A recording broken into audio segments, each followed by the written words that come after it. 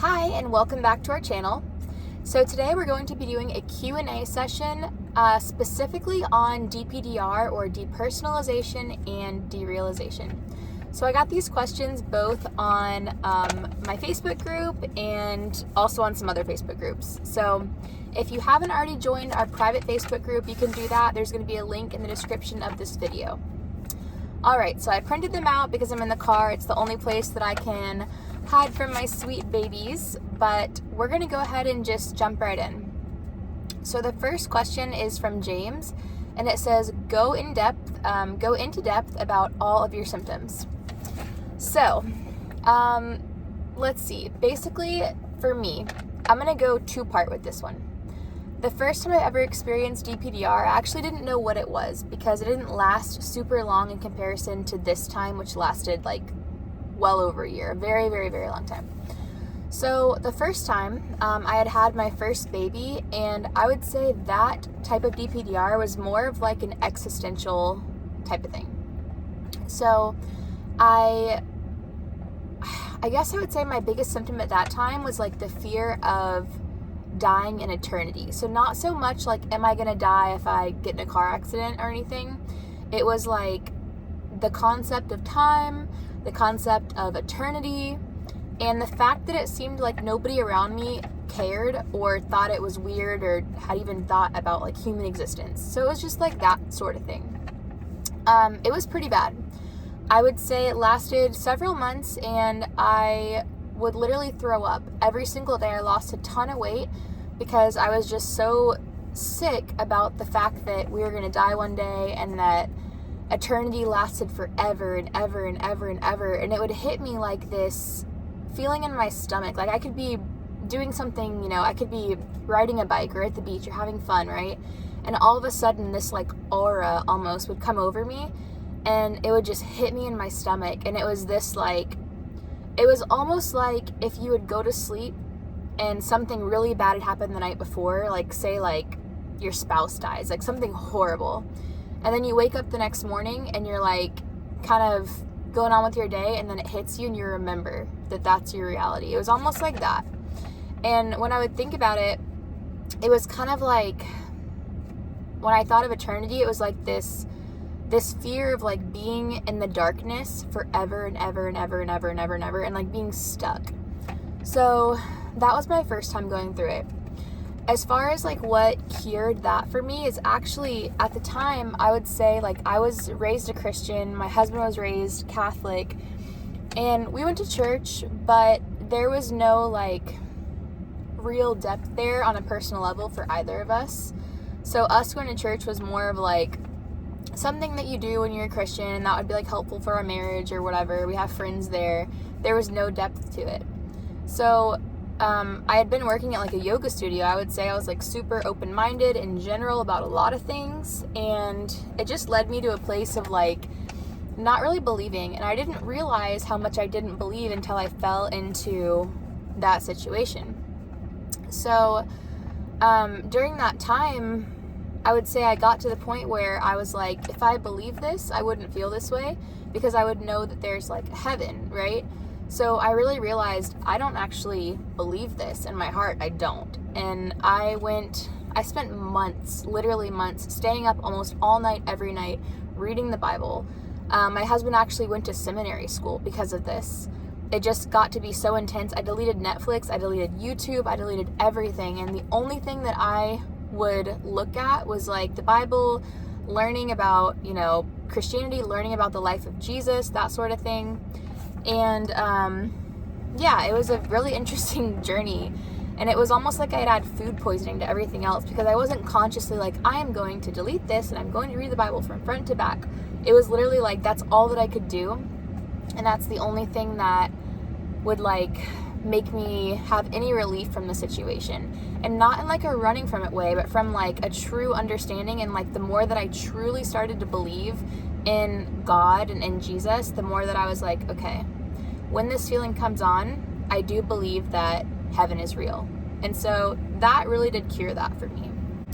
And one more thing on that topic is I remember a specific kind of symptom, I guess, that I had during that. And it was when I would go, okay, so there was one time where I went to a restaurant with my husband, and it was like a hibachi restaurant. Not that that matters, but anyway, so we went there, and I remember sitting down in the booth, and I was kind of looking around me, and I was like, we need to leave right now. Like, I could not handle it. I couldn't handle the fact that everybody was just like chatting and having this great time, and nobody was thinking about the fact that we're gonna die, right? So it's like that's how much it was on my mind, and I had to leave. Like, we had gotten our drinks, and I was like, we need to go right now. I'm going to the car. I can't be here. Like, I'm gonna freak out. I hate this. Like, just bad feeling.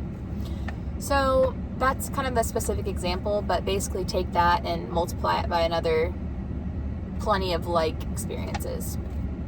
So as far as, faith goes, I will say, if you have DPDR, you're probably a pretty deep thinker, and regardless if you're currently a Christian or not, I would say, like, if you really, really think about it, like, we're not just here by accident. This is not just like random. I mean, there has to be a God out there, and that's kind of where I started, is like, there has to be a creator.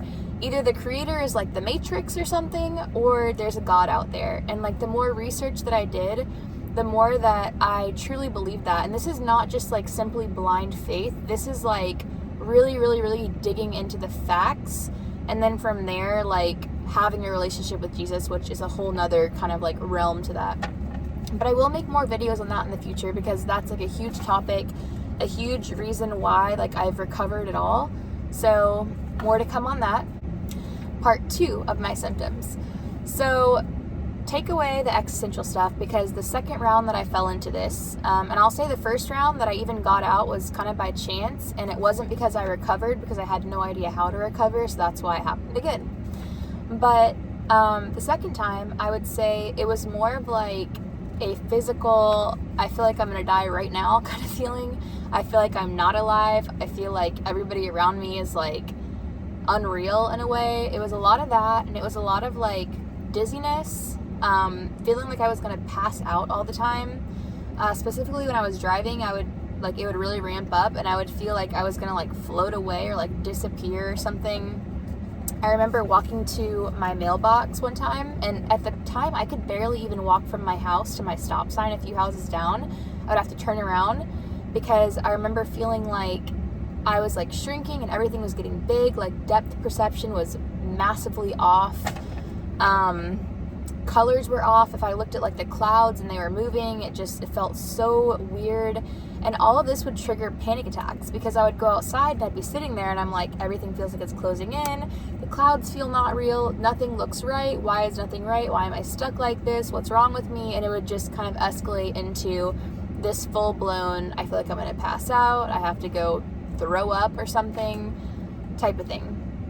So I would say that was my symptoms. A lot of physical type stuff. I mean, I thought it was like neurological, and that was kind of like what I tackled, and what I went after was like neurological damage. I literally felt like I was damaged and that it was never going to end, because I had this from a surgery. I woke up from anesthesia, and I was 100% certain that it was an anesthesia reaction.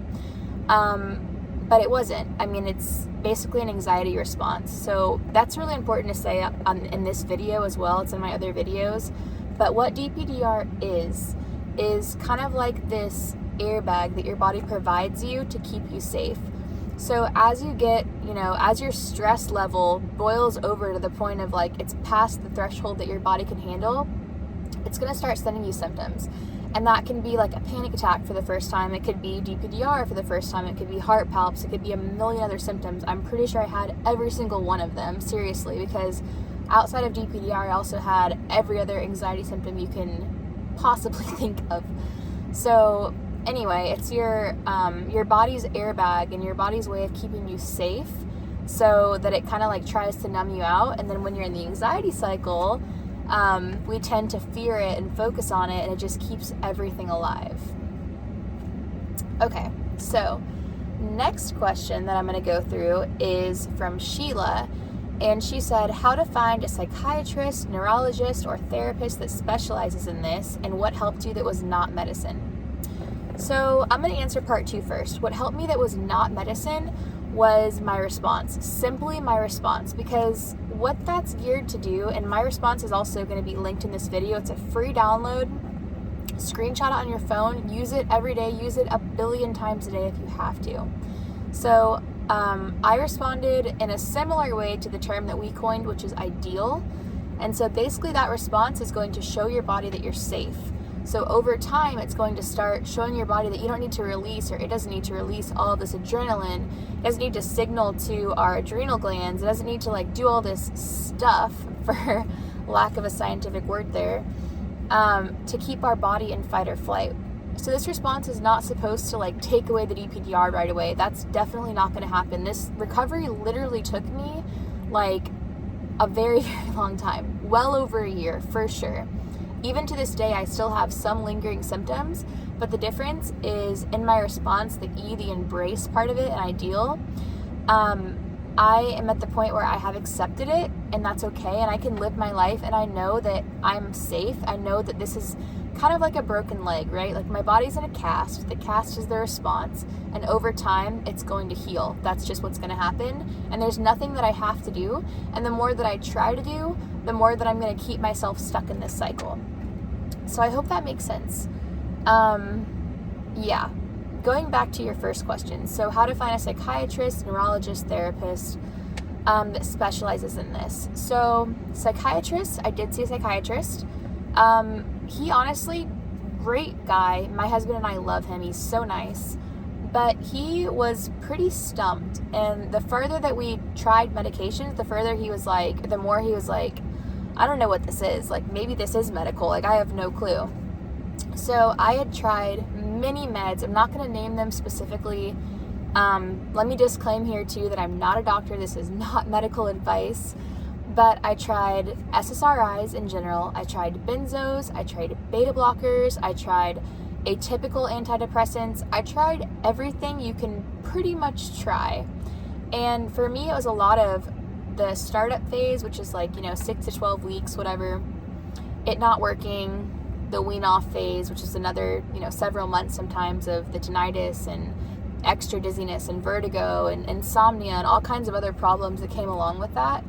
So I eventually decided to get off meds and see, what would happen.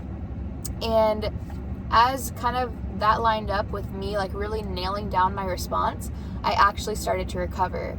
So I would say if I could go back, I'm not sure if I would take meds. At the time I was in such a bad place and I had no idea how to respond. So it was the only thing I could do. And it did help me as a crutch. I would say it kind of like took the edge off just enough so that I almost like wasn't able to form thoughts enough to like freak out to the level that I was freaking out on a daily basis. So in that sense it helped, but I definitely wouldn't call it a cure. Personally. Neurologist, I do see a neurologist. I explained everything to him and he was kind of like, I have no idea, but you have headaches, so let's deal with the headaches. Now, I have still not found a solid cure to the headaches, but as I desensitize, all that stuff starts to lift off. Everything's going to slowly go away the more that your body gets back into that like homeostasis. So personally, I am going to get some Botox actually next month in like the back of my neck because I have a ton of tension. But I'm not treating that as a cure to like DPDR or anything like that. It's just kind of like a side note type of thing. Therapist. So this one is tricky. I did see some counselors or some therapists that were amazing, especially when it comes to like Christian therapy for me. And helped my husband and I with like some relational stuff that we had, like some boundaries and things like that, not internally, but just like in our life. So that was useful, but a lot of therapists are going to subscribe to like coping mechanisms. And for me, the research that I've done, I found that coping mechanisms can actually prolong this type of like severe DPDR and anxiety because it's teaching your body you have to do something. Like if I'm out at Target and I start having this panic attack, I can't sit there and do my breathing techniques and put ice on my hands and breathe in lavender and all this stuff. It's not practical. So what that causes you to do is it's like, okay, go to the car. It's time to leave here. I've got to go get my lavender or like whatever. I have to do my 4 square breathing. But with the response, it teaches your body, no, you're safe. You're in the toy aisle of Target. You're not going to die. There's not a tiger that's trying to attack you. You're fine. So with the response, you get to the point where really you could hold a conversation with somebody while your body is being flooded with adrenaline, while you're having a full-blown panic attack, and no one's even going to notice, because literally you're able to just say, okay, I've got adrenaline coming, I've got heart palpitations, I've got PVCs, I've got all these things going on, but I'm not going to die, and all I have to do is show my body that me having this conversation is not a threat. So that's that. I guess anyway, full circle, back to therapy. What helped me actually was I found an anxiety mentor, and I joined a mentorship. It was a 6-month program, and then after that I did kind of like a month-by-month type of thing and like a more of advanced program. But it was basically just solidifying response, working on mindset. It was as simple as that. It's simple, but it's hard, and having that community was really helpful to me. So I do now offer coaching. I offer one-on-one, and I offer group coaching. And my husband can do this with me too. If you have any sort of like, maybe it's like a spiritual type thing, we can definitely address that in addition to response. My husband can jump in for that. Or if you have maybe your spouse, you want to bring your spouse on, and your spouse wants to learn more about what you're going through and how to help you in a way that's not going to teach you coping or, all that stuff. So anyway, we do team coaching.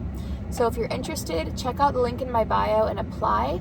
I am very picky about who I choose because right now we're taking limited people in general, and we want to make sure that we're taking people that are fully committed to recovery. They understand this is the long game. This is a lot of work. This is not a quick fix. So go ahead and apply in my channel if you're interested.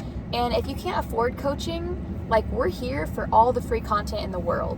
We're here to help people recover. This is not our full-time job. This is something that is on my heart. I've been through this personally, and I know how awful it is, and nobody deserves to live that way. So for those that are willing to recover, just watch my content. We're going to have so much stuff on there. Join our free Facebook group. That's also in the same exact link. Scroll all the way to the bottom and join our Facebook group. You can ask questions on there as well. So just want to be a resource for you. All right. Next question. Let's see. We're going to go to Presley, and this is going to be the last question for this video. Then we're going to go ahead and skip to a part 2. So for Presley, how do you just forget or stop thinking about your symptoms and intrusive thoughts? So bad news is you don't. You do not forget. I guess it's not bad news, but I know that's what we want to do, right? We just want it to go away, stop thinking about it, move on. So I would say, first of all, avoiding things is going to be one of the biggest things that's going to keep you stuck in this cycle. So you can't avoid things. That's going to literally hold you captive. It's more about letting it come in, responding well, and letting it go when it's ready to go. So in the part 2 of this video, I'm going to go into super it might even be part 3. We'll see how long this takes, but I'm going to go into super detail about the ideal response, very specific examples for you of kind of how to, how to go through that response and how to not avoid. It's kind of walking the fine line between not avoiding, not focusing too much, somewhere in the middle. So I'm going to go into detail about that. But you don't forget about it. I would say you come to a point eventually in recovery. First, you respond for a while, you understand response, and then slowly your mind and your body starts to get on board. And while you still may have symptoms, you get to the point where you're like, okay, I'm not gonna die. Go back to that kind of cast example, right? It's my leg's in the cast, DPDR, and over time it's going to heal, and there's nothing I have to do, and it's okay, and I'm not gonna I'm not in any danger. So you kind of really do start to believe that and start to accept that, and that's where you'll start to really make strides in your progress. The second part to that too is the more that you do alongside your symptoms, the higher your confidence is going to get. And so for me, I couldn't even leave my house. I couldn't even walk in my backyard. I was so terrified. And so when I got to the point where I was driving, that was massive. Even if I was driving 5 minutes down the road with my husband in the car, that was huge. And so I started to realize if I can do that, I can walk to my mailbox. and it just becomes this like ripple effect. So I hope this helps. I'm going to go ahead and start filming a part 2, and I'm going to release this probably like all at once, but I just want to break this up so it's a little bit shorter videos. So I hope you have a great day. If you're not already subscribed, please subscribe and like this video as well for more content. Okay, so actually one more question that I want to add to this video actually, because it's on the same topic, and it's from Alma. And Alma said, what steps should I be taking every day to make this leave? So, kind of the same answer as the last question. We don't want to avoid this. We don't want to just forget about it, stop thinking about it. We definitely don't want to have the mindset where it's like, how do I get rid of this? Because trust me, that was 100% my mindset before I learned how to recover. I mean, who wants to live with this?